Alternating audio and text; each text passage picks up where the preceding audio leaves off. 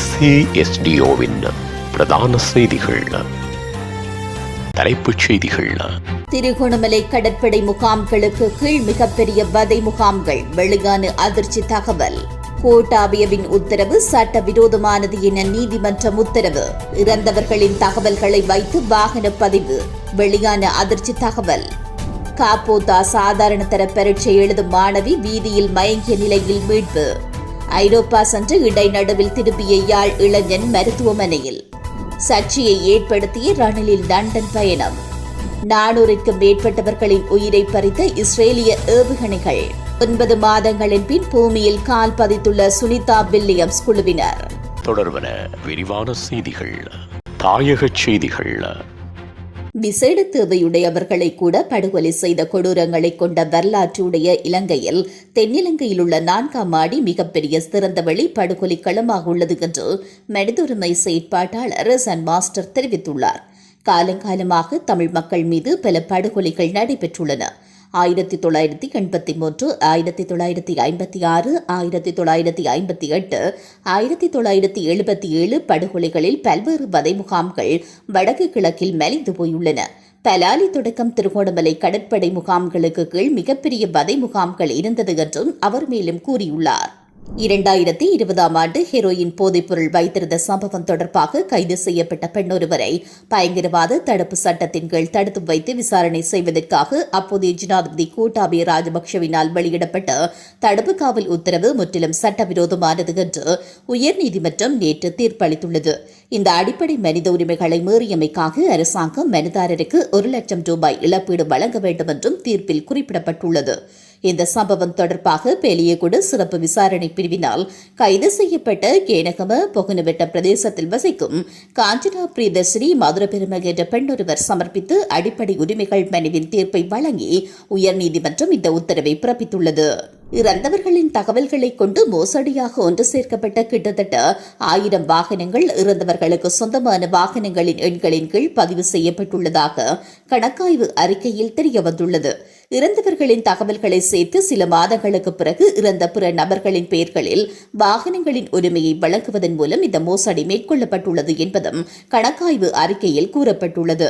2016 முதல் 2024 வரை இலங்கைக்கு இறக்குமதி செய்யப்பட்ட சுமார் 400 சொகுசு வாகனங்கள் மற்றும் ஒன்று சேர்க்கப்பட்ட சொகுசு வாகனங்கள் தவறான தகவல்களின் அடிப்படையில் மோட்டார் வாகன திணைக்களத்தில் பதிவு செய்யப்பட்டுள்ளதாக கூறப்படுகிறது. மோட்டார் வாகனத்துறையின் சில ஊழல் அதிகாரிகள் பல ஆண்டுகளாக இந்த முறையில் வாகனங்கள் பதிவு செய்து வருவதால் அரசுக்கு 300 கோடிக்கும் அதிகமாக சுங்கவரி வருவாய் இழப்பு ஏற்பட்டுள்ளது என்று கணக்காய்வு அறிக்கையின் மூலம் சுட்டிக்காட்டப்பட்டுள்ளது. இதில் மோட்டார் சைக்கிள்கள், டிராக்டர்கள் போன்ற செயலிழந்த வாகனங்களின் பதிவு எண்ணின் கீழ் சொகுசு வாகனங்களை பதிவு செய்வது தொடர்பாக கணக்காய்வுத்துறை நடத்திய தணிக்கையின் போது இந்த தகவல்கள் வெளியாகியுள்ளன. கண்டி தலாதுகோயா போலீஸ் பிரிவில் உள்ள கிரிமிட்டிய வீதியில் இந்த ஆண்டு கல்வி பொது தராதர சாதாரண தர பரீட்சை எழுத இருந்த 15 வயது மாணவியொருவர் சுய நினைவின்றி கிடந்த நிலையில் மீட்கப்பட்டுள்ளார். போலீஸ் அதிகாரிகள் தலையிட்டதை அடுத்து சிவசேனைய ஆம்புலன்ஸில் மருத்துவமனைக்கு அழைத்து செல்லப்பட்டதாக போலீசார் தெரிவித்தனர்.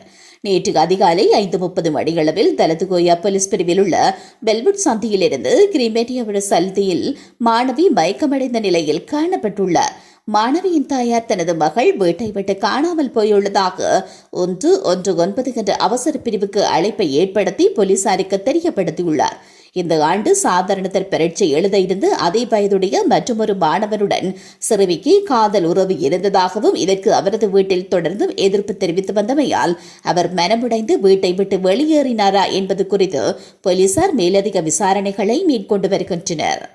யாழ் போதனா வைத்தியசாலையில் மலேரியா நோயினால் பாதிக்கப்பட்ட 23 வயதான இளைஞர் ஒருவருக்கு சிகிச்சை அளிக்கப்பட்டு வருவதாக யாழ் போதனா வைத்தியசாலையின் பிரதிபலிப்பாளர் வைத்தியர் சீனா யமுனானந்த தெரிவித்துள்ளார்.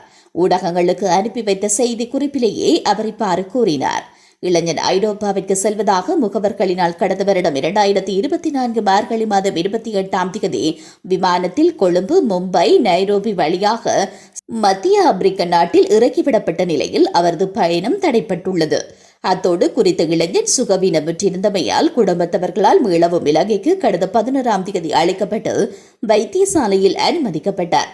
மருத்துவ பரிசோதனையில் இளைஞனை பாதித்த மலேரியா கிருமி பிளாஸ்மோடியம் பெல்ஸ்மியூரம் என கண்டறியப்பட்டதாகவும் அவர் மேலும் தெரிவித்துள்ளார். அரசாங்க நிதியில் லண்டனுக்கு தனிப்பட்ட விஜயம் ஒன்றை மேற்கொண்டதாக முன்வைக்கப்படும் குற்றச்சாட்டுகள் தொடர்பில் முன்னாள் ஜனாதிபதி ரணில் விக்ரமசிங்க மறுப்பு தெரிவித்துள்ளார்.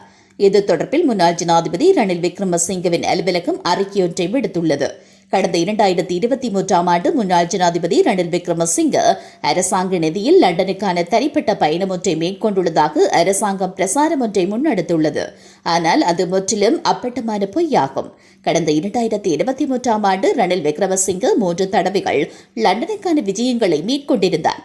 முதலாவது விஜயம் 2023 ஆண்டு மார்ச் மாதம் 9ஆம் தேதி 2ஆம் சார்ல்ஸ் மன்னரின் முடிசூட்டு வைபவத்தில் கலந்து கொள்வதற்காக முன்வைக்கப்பட்டது. இரண்டாவது விஜயம் பாரிஸ் நாட்டில் கலந்து கொண்டிருந்த நிலையில் சர்வதேச ராஜதந்திரிகளின் மாநாட்டில் கலந்து கொள்வதற்காக மேற்கொள்ளப்பட்டது. மூன்றாவது விஜயம் ஹவானா நகரில் நடைபெற்ற G77 மாநாட்டில் கலந்து கொண்டு ஐக்கிய நாடுகள் சபையின் நியூயார்க் அமர்விலும் கலந்து கொண்ட பின்னர் பேராசிரியர் மைத்ரி விக்ரமசிங்கவுக்கு இங்கிலாந்தின் வில்வர்ஹாம்ப்டன் பல்கலைக்கழகத்தினால் வழங்கப்பட்ட பேராசிரியர் பட்டமளிப்பு விழாவில் கலந்து கொள்ளும் நோக்கிலும் மேற்கொள்ளப்பட்டது. இந்த சந்திப்பின் போது லண்டனில் வைத்து ஏராளம் சர்வதேச ராஜதந்திரிகளுடன் முக்கிய சந்திப்புகளில் ரணில் விக்ரமசிங்க கலந்து கொண்டிருந்தார். முதல் பெண்மணி என்ற வகையில் பேராசிரியை மைத்ரி விக்ரமசிங்கவும் இதன்போது பல்வேறு சர்வதேச நிகழ்வுகளிலும் கலந்து கொண்டார். லண்டனுக்கான விஜயத்தின் போது அன்றைய தினம் பிற்பகல் இலங்கை திரும்புவதற்கு முன்னதாக திட்டமிடப்பட்டிருந்த போதும் இவ்வாறான சந்திப்புகள் காரணமாக இலங்கை திரும்பும் பயணம் மறுநாள் ஒத்திவைக்கப்பட்டது. இந்த நிலையில் குறித்த விஜயத்தின் போது மேற்கொள்ளப்பட்ட ராஜதந்திர நிகழ்வுகளின் மூலமாக இலங்கைக்கு பல்வேறு நன்மைகள் கிட்டியது. அவ்வாறான நிலையில் ராஜதந்திர நிகழ்வுகளின் போது செலவிடப்படும் தொகை குறித்து போதிய தெளிவு இந்த அரசாங்கத்துக்கு இல்லாத காரணத்தினாலேயே இது குறித்து தவறான பிரசாரம் மேற்கொள்ளப்படுகிறது. எனினும் எந்தவொரு சந்தர்ப்பத்திலும் முன்னாள் ஜனாதிபதி அரசாங்க நிதியை பயன்படுத்தி தனிப்பட்ட விஜயங்களை மேற்கொள்ளவில்லை என்பதை வலியுறுத்தி கூறிக்கொள்ள விரும்புகிறோம் என்றும் அந்த அறிக்கையில் தெரிவிக்கப்பட்டுள்ளது. உலகச் செய்திகள். காசாவை இலக்கு வைத்த இஸ்ரேலிய வான்வழி தாக்குதல்களால் 400க்கும் மேற்பட்டவர்கள் பலியாகியுள்ளதாக சர்வதேச ஊடகங்கள் செய்தி வெளியிட்டுள்ளன. இஸ்ரேலிய ராணுவம் இந்த தாக்குதல்கள் தொடர்பில் முன்கூட்டியே அறிவித்திருந்ததாகவும் கூறப்படுகிறது. குறித்த தாக்குதலானது ஹமாஸுக்கு சொந்தமான நடுத்தர ராணுவ தளபதிகள், தலைமை அதிகாரிகள் மற்றும் பயங்கரவாத உட்கட்டமைப்பை குறிவைத்து நடத்தப்பட்டதாக இஸ்ரேல் அறிவித்துள்ளது. காசா பகுதியின் வடக்கிலிருந்து தெற்கு வரை பொதுமக்கள் வசிக்கும் வீடுகள் மற்றும் கூடார முகாம்களையும் இஸ்ரேலிய ஏவுகணைகள் தாக்கியுள்ளன. மேலும் இஸ்ரேலிய ஏவுகணைகள் எல்லைக்கோட்டை தாண்டி அந்த பகுதிக்குள் செல் தாக்குதல் நடத்தியதாக பாலஸ்தீனிய அமைப்புகள் குற்றம் சுமத்தியுள்ளன. சர்வதேச விண்வெளி நிலையத்திலிருந்து இந்திய வம்சாவளியை சேர்ந்த சுனிதா வில்லியம்ஸ் உள்ளிட்டோர் பாதுகாப்பாக பூமி திரும்பியுள்ளனர். 17 மணி நேர பயணத்துக்கு பிறகு புளோரிடாவில் உள்ள கடற்கரையில் அவர்களது விண்கலம் தரையிறங்கியுள்ளது. தரையிறங்கும் டிராகன் விண்கலத்திலிருந்து விண்வெளி வீரர்களை மீட்க தயார் நிலையில் ஸ்பேஸ் எக்ஸ் குழு அவர்களை மீட்டனர். தற்போது அவர்கள் மருத்துவ பரிசோதனைக்கு உட்படுத்தப்பட்டதாக தெரியவருகிறது. மீண்டும் தலைப்புச் செய்திகள்.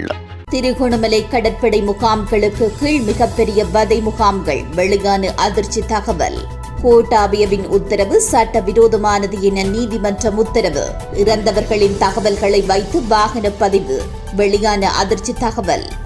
காப்போத்தா சாதாரண தர பரீட்சை எழுதும் மாணவி வீதியில் மயங்கிய நிலையில் மீட்பு. ஐரோப்பா சென்று இடைநடுவில் திரும்பிய யாழ் இளைஞன் மருத்துவமனையில். சர்ச்சையை ஏற்படுத்திய ரணிலின் லண்டன் பயணம். 400க்கும் மேற்பட்டவர்களின் உயிரை பறித்த இஸ்ரேலிய ஏவுகணைகள். 9 மாதங்களின் பின் பூமியில் கால் பதித்துள்ள சுனிதா வில்லியம்ஸ் குழுவினர்.